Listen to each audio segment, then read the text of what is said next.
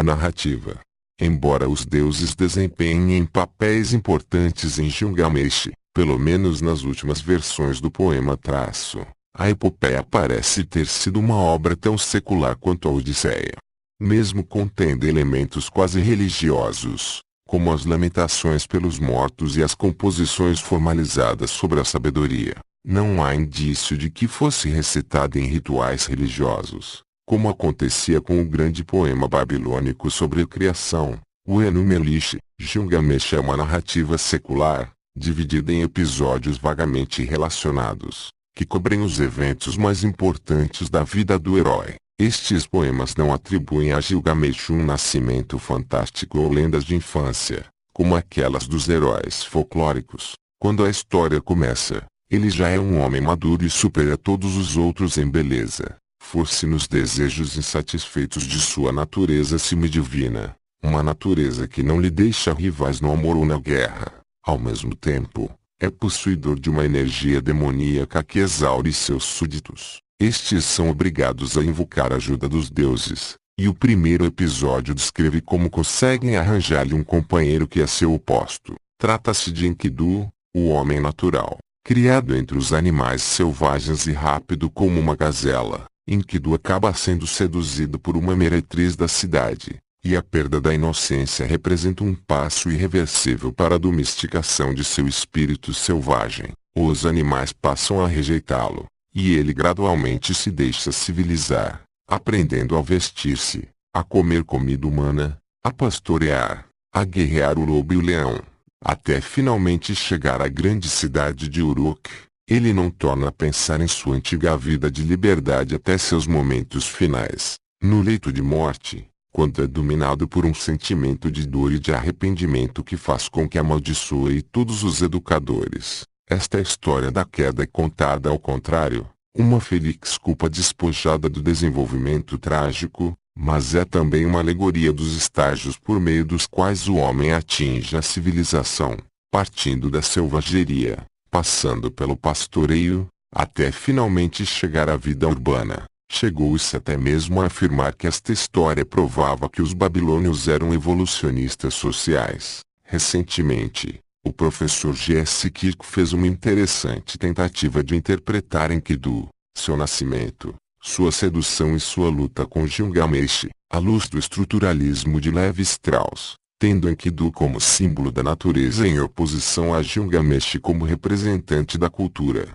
O propósito da história seria o de mediar essas contradições e resolver a tensão entre elas. Embora esta possa ser uma das facetas do poema, não creio que seja a mais importante. Ela sugere uma identificação infundada do homem civilizado com a doença, do homem natural com a saúde e o bem-estar. Ao mesmo tempo, é bastante ilusório tentar equiparar o ambiente sofisticado e letrado da Babilônia do segundo milênio e da Síria do começo do primeiro milênio com o mundo simples dos gregos do tempo de Homero ou Hesíodo, isso sem falar no dos ameríndios de Levi Strauss. De qualquer maneira, a impressão que se tem é a de que Enkidu está longe de ser um mero personagem atipo. Num prefácio ao livro que contém as mais recentes traduções das Tábuas de Ur, o professor Gad chama a atenção para a conversa do fadado e moribundo Enkidu com o Deus Sol, na qual insinua-se que ele tivera uma vida feliz nas planícies ao lado de sua mulher, uma mãe de Sete. O professor Gad vê nesta história uma tragédia tripla. A do marido seduzido por encantos meretrícios que acabam por levá-lo a uma vida da qual ele logo se cansa. A do nômade perdido na cidade para onde fora levado.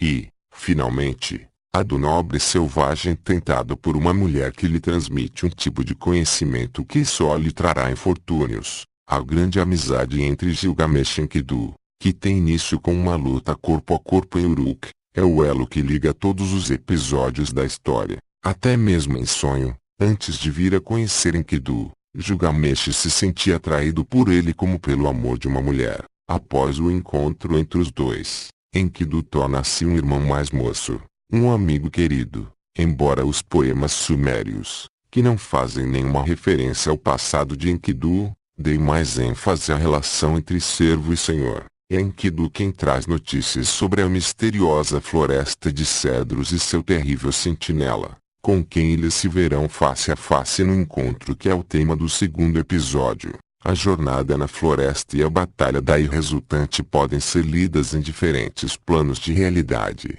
tal como uma alegoria medieval. A floresta é uma floresta de verdade, algumas vezes identificada como Amano, no norte da Síria, ou talvez Elon, no sudoeste da Pérsia. Mas é também a morada de poderes sobrenaturais e o cenário de estranhas aventuras, como as vividas pelos heróis celtas e os cavaleiros medievais, e ainda a obscura floresta da alma. No primeiro nível, o histórico, a necessidade que as cidades tinham de madeira é a razão de todo o empreendimento. Gilgamesh, o jovem rei de Uruk, desejava ostentar seu poder e ambição construindo templos e grandes muralhas, como fizeram Sagão de Agade e Gudea de Lagash. Mas nas montanhas viviam tribos desconhecidas que opunham resistência a qualquer tentativa de remoção dos cedros pela força.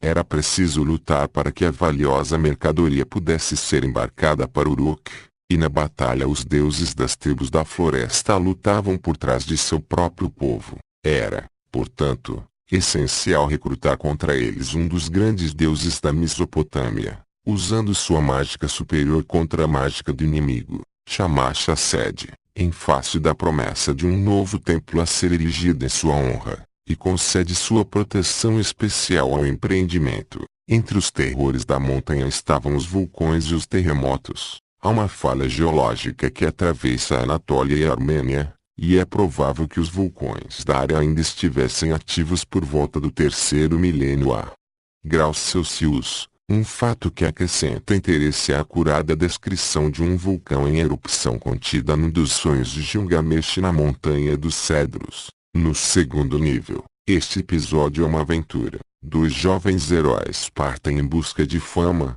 a montanha e os cedros, com seu sentinela. São desafios que ultrapassam os horizontes da vida cotidiana. Eles partem armados mas sós, e sozinhos encontram o gigante Umbaba, que foi diversamente identificado como um deus do norte da Síria, da Anatólia ou do Elon, dependendo do destino que se imagine ter tido a expedição, as montanhas do norte ou do leste. Ele protege a floresta com vários encantamentos, embora talvez tenha havido uma confusão no que diz respeito ao portão encantado que Enkidu deveria abrir e que acabaria lhe trazendo sofrimentos. Mais tarde, na conversa que Enkidu tem em seu leito de morte, fala-se de um portão situado em Uruk, feito com a madeira vinda da floresta. Há ainda um misterioso sono ao qual Gilgamesh sucumbe logo após ter derrubado o grande cedro, e, quando o herói finalmente descobre Umbaba nas profundezas da floresta, o gigante quase o mata ao balançar sua cabeça lançando-lhe um olhar mortal. A criatura só é dominada com auxílio de Shamash dos 8 ventos. Esses eram armas bastante poderosas, pois foi com eles que o deus Marduk subjugou as águas do caos primevo na batalha do começo do mundo, tal como ela é narrada no Enuma Elish. Há também um terceiro nível, pois Umbaba é o mal. A primeira referência que lhe é feita é simplesmente esta: por causa do mal que existe sobre a terra, nós iremos à floresta destruir esse mal. Gilgamesh desempenha, então, o papel do cavaleiro que mata o dragão. Os dois companheiros saem vitoriosos do conflito. Apesar disso, por terem tomado partido entre duas divindades, usando as armas de Shamash para destruir o protegido de Enlil, acabam incorrendo na ira do rancoroso e irascível deus da tempestade, vindo a sofrer as consequências disso mais tarde.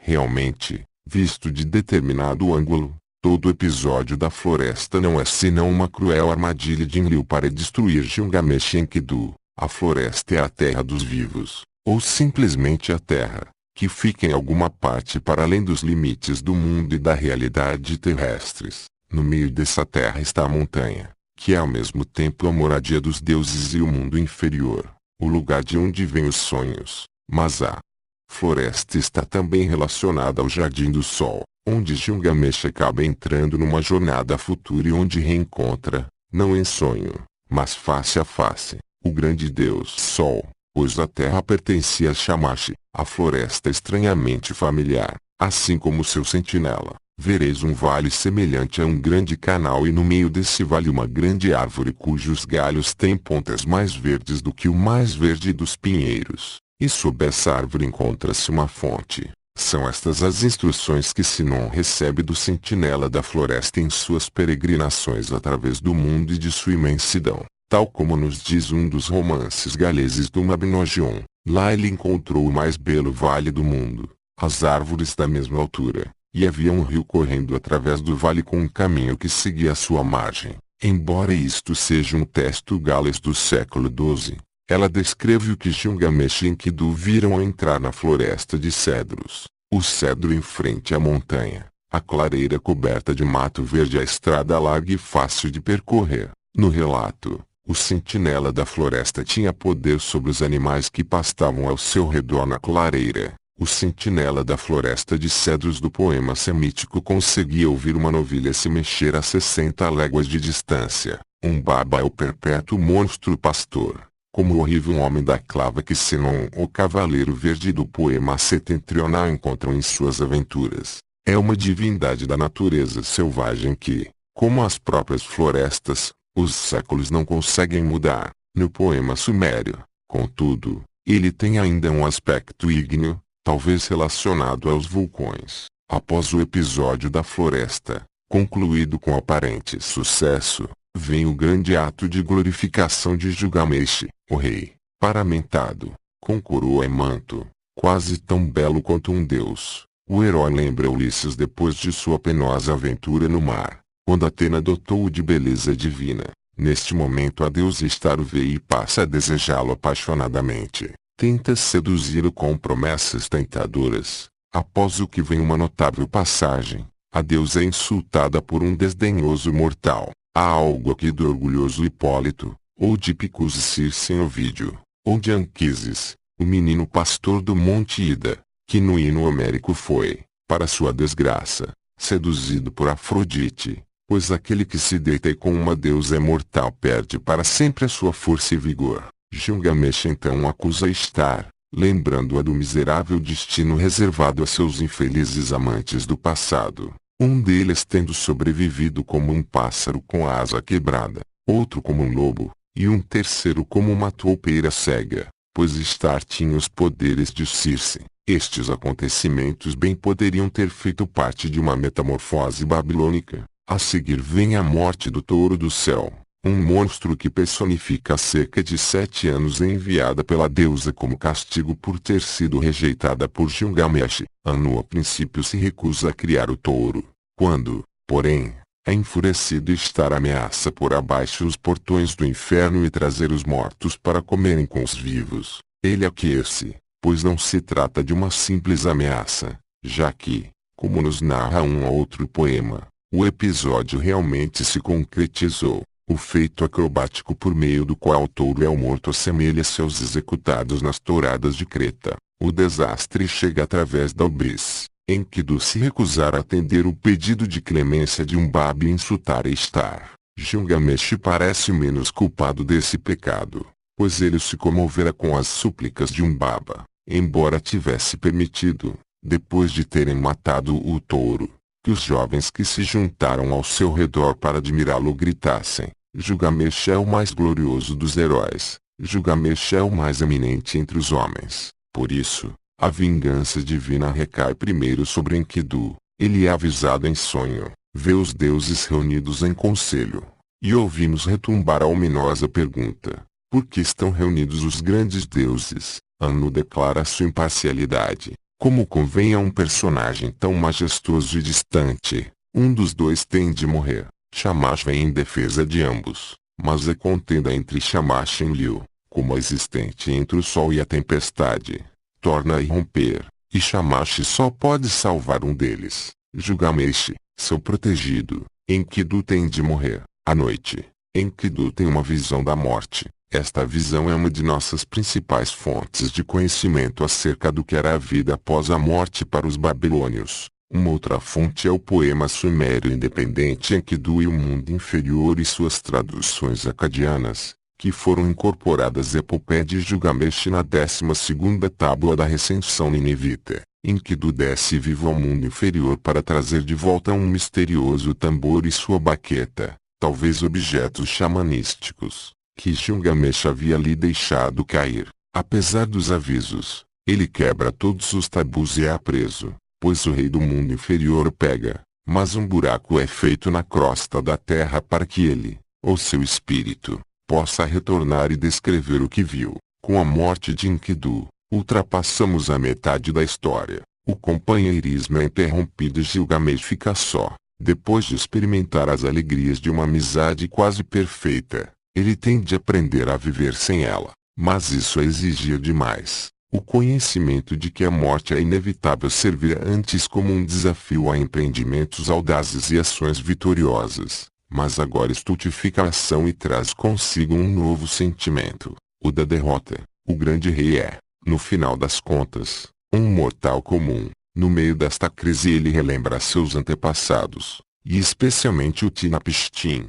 que, segundo se dizia, alcançara a vida eterna, passando a integrar a companhia dos deuses. Ele fora o sobrevivente do dilúvio, um outro Noé, a quem os deuses levaram para viver na foz dos rios e era chamado longínquo. Depois disso segue-se a procura pela sabedoria ancestral, e conduz Gilgamesh os limites da terra, como aconteceu a Ulisses em sua jornada em busca de Tiresias. Esta segunda jornada não é uma repetição da primeira, a Montanha dos Cedros. Ela não pode basear-se em nenhum fato histórico. A topografia é sobrenatural como antes não era. Nesta aventura, os planos espiritual e românticos se fundem. Embora revestida de uma aparência de geografia primitiva, a paisagem é tão espiritual quanto a selva escura, a montanha e o abismo de Dante. Não se conhece até agora qualquer correspondente sumério deste episódio. Não é impossível, porém, que algo venha a ser encontrado no ciclo inédito de Lugubanda. Após uma longa peregrinação pelo mundo selvagem, vivendo como um caçador pobre e vestindo peles de animais, Gilgamesh chega a um desfiladeiro, onde mata leões que vê brincando sob a luz da lua. Este curto episódio é introduzido quase casualmente, mas é provável que tivesse um significado que se perdeu para nós, pois um grande número de cinetes ostenta uma imagem em que um homem, que se acredita ser Gilgamesh, trava combate com leões, e por todo o resto da jornada, até chegar à fonte da juventude, o herói veste a pele do leão. O grupo heráldico com um guerreiro flanqueado por 2 leões rampantes passou para a iconografia do mundo clássico, medieval e moderno e é até hoje conhecido como um motivo de Gilgamesh. Sabemos que o leão encontrado por Dante no sopé da montanha, fronte erguida e louco de fome, simbolizava o pecado da soberba, enquanto a pantera entalhada no couro de uma igreja medieval pode estar simbolizando Cristo, visto como a pantera que matou o dragão. Dormiu por 3 dias e então refrescou o mundo com seu hálito. Mas como poderíamos compreender estas imagens, tão corriqueiras para nossos ancestrais da Idade Média, sem as pesquisas feitas pelos medievalistas com o intuito de explicá-las? Por isso, não chega a surpreender que não tenhamos hoje em dia nenhuma pista em relação ao significado real deste combate com o leão. A versão hitita do poema é única a oferecer um indício de uma possível relação especial entre os leões e o deus Lua. Do desfiladeiro onde matou os leões, Gilgamesh vai para a Montanha do Sol, guardada por terríveis sentinelas, seres parte homem, parte dragão, com cauda de escorpião. Pode ser que o objetivo dessa descrição seja o de lembrar-nos de que o homem-escorpião foi um dos monstros criados pelo caos no começo do mundo. Segundo Enuma-Elish, a montanha aparece em vários cinetes, com o sol se pondo por trás. Ela se situa na última cordilheira do horizonte ocidental, atrás de sua enorme massa pétrea. Shamash desaparece no ocaso e torna a aparecer no romper da aurora. Ela é ao mesmo tempo a muralha do céu e o portão do inferno. Para os sumérios, o sol dormia à noite no seio de sua mãe, a terra. Mas os semitas sustentavam que ele continuava sua jornada num barco, passando por baixo da terra e sobre as águas do mundo inferior até chegar à montanha oriental, elevando-se no céu pela manhã, acompanhado de sua noiva, Aurora. Gilgamesh, em sua jornada através da montanha Machu, refaz a pé o itinerário solar. Os dois cumes da montanha representam o nascer e o pôr do sol, e o destino final da viagem é o Jardim do Deus Sol, que fica nas margens do oceano. Este Jardim dos Deuses não é a morada celeste, mas antes um paraíso terrestre. É a terra da Aurora, situada a leste, no Éden, mas, ao contrário da terra de Dilmun, para onde o sobrevivente do dilúvio foi levado para passar a eternidade, este lugar fica na margem de cá do Rio da Morte. Infelizmente, o episódio chegou até nós em estado bastante fragmentário, e a narrativa das maravilhas do jardim, com seus frutos adornados de joias, foi quase toda perdida. Restou apenas o suficiente para nos fornecer um dos raros vislumbres do Jardim do Éden segundo o antigo idioma semítico. Ali, caminhando de madrugada, o Deus do Sol vê Gilgamesh desmazelado. Com ar de desespero, ele o repreende, mas Gilgamesh segue em frente, apesar de avisado de que a sua busca certamente resultaria em fracasso. Numa casa à beira do mar ele encontra uma mulher, Siduri, com suas vinhas e adegas. Ela também é chamada Sabiti, que, antes de tornar-se um nome próprio, significava taberneira. Pode ser que haja também uma relação entre esse nome e o da Sibila caldeia descrita por Beroso. Siduri é uma figura enigmática, nunca explicada, mas sua linguagem é semelhante à de Circe, que era filha do Sol. Circe habitava uma ilha no meio do oceano, onde o leste e o oeste se confundiam e onde cresciam ervas mágicas e mole. Como Circe e seu filho como Siduri é partidária da filosofia do comer, beber e ser feliz, pois isso também é o destino do homem. A imagem da carregadora de vinho ainda foi usada pelos poetas sofistas medievais, para quem ela era o símbolo da realidade revelada. Gilgamesh foi instruído por Sidum sobre como atravessar as águas da morte, assim como Ulisses foi informado por Circe do caminho para o Hades através do rio Oceano. Mas, ao contrário de Ulisses, Gilgamesh está só e não tem um barco. Tem de achar o barqueiro, e as instruções dadas por Siduri são confusas e pouco confiáveis. Há uma outra grande diferença. Embora essa expedição acarrete a travessa do oceano e das águas da morte, não é uma jornada pelo mundo inferior, nem tampouco Urshanabi é o barqueiro dos mortos. A rota é, ainda, o caminho percorrido pelo Sol toda a noite até o ponto de trânsito na Foz dos Rios. Para chegar até o Utnapishtim, o longínquo, Gilgamesh tem de atravessar o mesmo oceano que representava a última fronteira do território conhecido ou conhecível para todos os povos antigos, gregos, semitas ou sumérios. Era uma barreira intransponível, pois se comunicava com as águas da morte e com o abismo, o Absu, as águas que estão acima do firmamento. Até mesmo os experientes romanos temiam o Atlântico, e a travessia de César para a Grã-Bretanha foi vista como um ato de ousadia quase sobre-humana, pois, ao contrário do mar Mediterrâneo, o Canal da Mancha era considerado o começo do oceano. Para os sumérios, o oceano ficava em algum lugar para além do Golfo Pérsico, e era lá também que se situava Dilmun, onde os rios desembocavam no mar. Deste modo, a foz dos rios correspondia exatamente às nascentes do oceano dos gregos, o lugar onde ficavam os campos elíseos e as ilhas abençoadas de Homero e Hesíodo,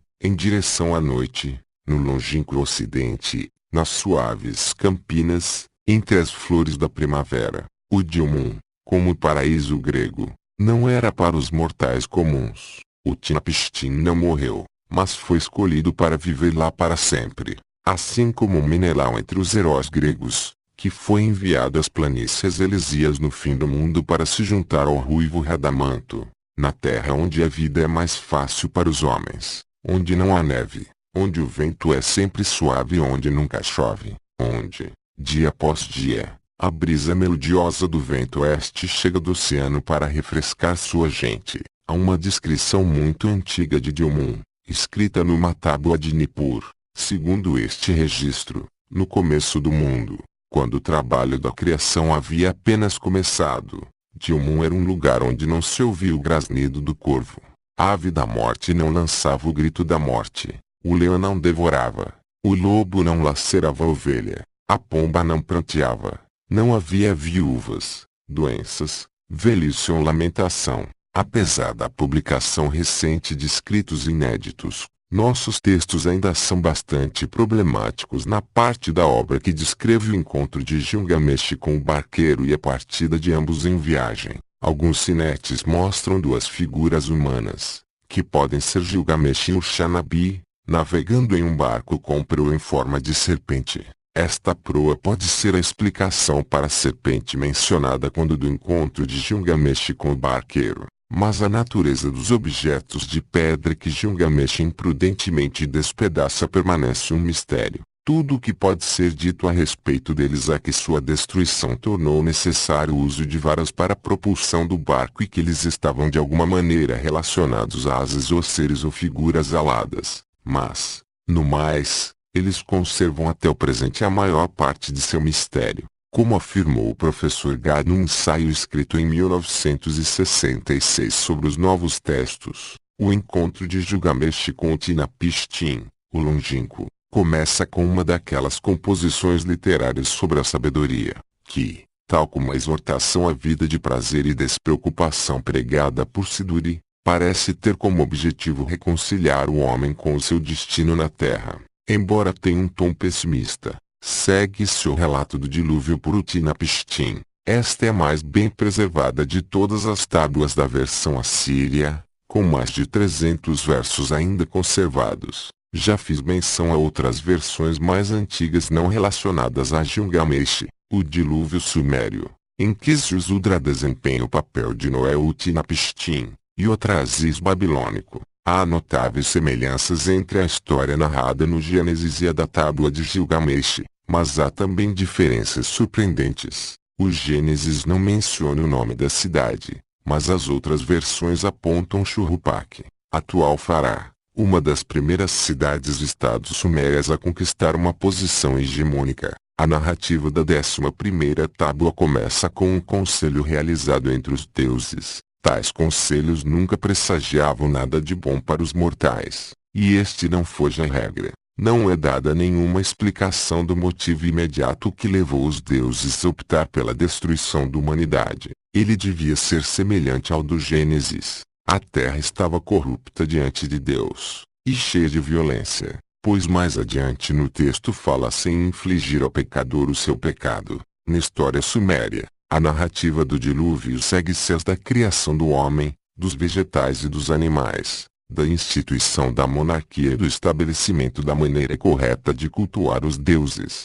Infelizmente, neste ponto o texto é longamente interrompido, o que obliterou o motivo da ira dos deuses e de sua decisão de destruir a humanidade através do dilúvio. Não deixa de ser sugestivo o fato de a última linha decifrável estar relacionada à limpeza e irrigação de riachos. Quando a história volta a ficar inteligível, os deuses estão divididos, exatamente como na 11ª tábua de Gilgamesh. Conheciam-se outras histórias do dilúvio na antiga Mesopotâmia, mas a primeira referência ao evento na literatura suméria não parece ser muito anterior ao Atrasis, obra composta no antigo idioma babilônico no começo do 2º milênio.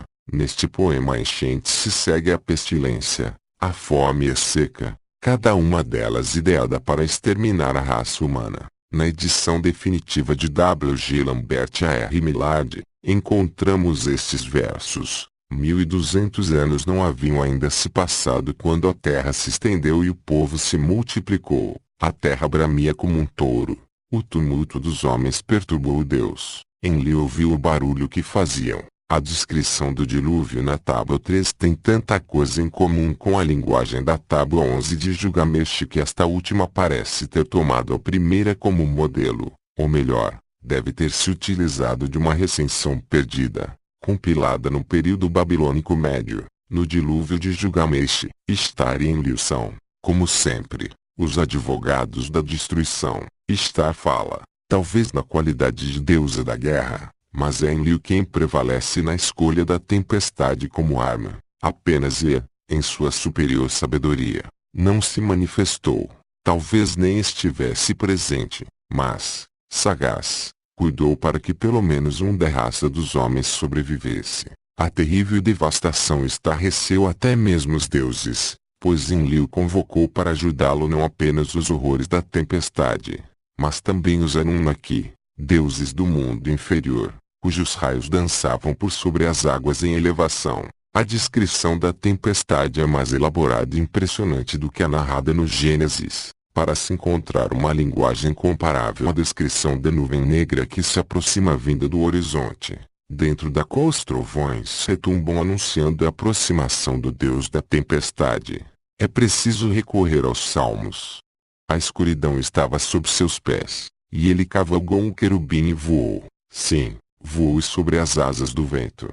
No clarão que resplandecia à sua frente, suas espessas nuvens despejaram granizo e carvões em brasa, e o Senhor trovejou nos céus. O mesmo mecanismo é utilizado na história bíblica: a construção da arca, a entrada dos animais, o dilúvio, a soltura das pombas e o sacrifício. Mas, enquanto o Deus que se lembrou de Noé vive num terrível isolamento, nas versões assírias e suméria ainda estamos num mundo de divindades facciosas, atarantadas e falíveis. Há um perigo real de que os poderes do caos e da destruição escapem ao seu controle. As coisas realmente acabam indo longe demais, e os deuses ficam chocados com o resultado de sua própria ação.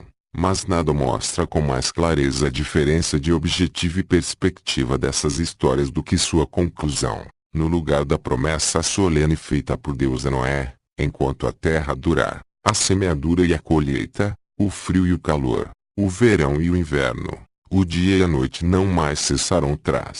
Há uma repugnante descrição dos deuses a aglomerar-se como moscas em torno do sacrifício. No lugar do juramento do arco-íris, há apenas estar brincando com o colar entre os dedos enquanto exclama que jamais se esquecerá daqueles dias. Mas essas são as palavras da divindade mais notoriamente infiel. Da mesma forma, há também uma grande diferença entre a condição de semidivindade e imortalidade que Utnapishtim, Atrasis e Uzudra obtém para si suas famílias e a solene aliança bíblica entre Deus e um Noé ainda inteiramente humano, graças a quem toda a humanidade pode respirar aliviada e viver sem ansiedades. A causa do mal-estar presente na psique do povo mesopotâmico pode ser explicada em parte por essa insegurança que dominava a vida das pessoas. A inexistência de uma aliança. A narrativa do dilúvio, todavia, é um poema independente, inserido na estrutura da epopeia de Gilgamesh. Depois que a lemos, voltamos ao ponto onde estávamos, mas ela tende, como os outros incidentes que sobrevêm no final da história, a convencer o herói da futilidade de sua busca. Apesar de tudo, porém, o herói retém uma esperança obstinada. Ela deve ser esmagada e exposta como aquilo que realmente é, uma fuga. Ao ser desafiado e posto à prova, Gilgamesh não consegue sequer ficar acordado. Na fonte da juventude, onde recebe os trajes que não apresentam sinais de envelhecimento, ele percebe a ironia do fato de meros bens materiais terem maior duração do que o corpo. Ao lado disso, a planta da juventude recuperada, trazida com tamanha dificuldade do fundo do mar, cai brevemente em suas mãos para ser logo perdida, e assim a lição é aprendida pela última vez. O texto aqui torna a apresentar muitas lacunas, mas não é preciso outra explicação para a cobra que muda de pele. Ela é o símbolo da autorrenovação. Há também uma ligação linguística entre o nome dado à planta e aquele dado à casca que envolve a cássia, casca de cobra, ou seja, a pele descascada da cobra. Por que é que Gilgamesh não come imediatamente a planta, recuperando assim sua juventude? Será por causa de um desejo altruísta de compartilhá-la com seu povo, devolvendo aos idosos seu vigor juvenil? Será apenas mais um truque dos deuses? Não creio, nem tampouco acredito que Gilgamesh seja vítima da impostura divina toda vez que chega perto da imortalidade. Penso que, em vez disso, o propósito de cada um desses incidentes é cumulativo e tem como objetivo minar sua recusa em aceitar o destino humano. Gilgamesh não estava em busca de uma eterna renovação da natureza, algo que poderia ter obtido com a Deus estar, nem tentava meramente escapar da velhice, passando a levar uma vida tranquila e ociosa, como que fora concedida a Utnapishtim. Ele estava muito mais interessado na imortalidade terrena e nas oportunidades que esta oferecia para ações heróicas. Buscava uma vida de glórias na terra semelhante à dos deuses no céu. É preciso que a lição seja repetida para que Gilgamesh, o rei, perceba que não é diferente dos outros homens. Só depois que a cobra volta para dentro do lago é que o herói finalmente se convence da futilidade de lutar por algo que não se pode ter. Correndo atrás do vento, como dissera Alice Dury, é o fim da busca. Não há mais nada a fazer a não ser voltar para casa. A volta é descrita sumariamente e deixa muita coisa inexplicada. O final da aventura é como um feitiço que se quebra. Depois das tribulações, da busca de um prêmio quase ganho, tudo volta subitamente ao normal e nos encontramos novamente no ponto onde começamos, admirando a prosaica excelência dos muros da cidade. Todas as coisas boas que esperávamos encontrar, juventude, vida eterna, o amigo morto, desaparecem. Este final foi descrito como zombeteiro, insatisfatório, desprovido de sentido trágico ou catártico. Não concordo com essa opinião, pois é um final verdadeiro. É o que realmente acontece e, à sua maneira, é tão trágico quanto o fim de Heitor sob as muralhas de Troia. O último ato, a morte de Gilgamesh, existe apenas na versão suméria. É um lamento solene. O lamento não é tanto um grito de dor individual, mas parte de um elaborado ritual funerário. É uma cena igual à revelada pela escavação do cemitério real em Ur, com imolações em massa e uma magnífica parafernália fúnebre. Presentes, banquetes, mantos e o pão e o vinho oferecidos pelo rei falecido aos deuses do mundo inferior no momento de sua entrada na terra sem retorno.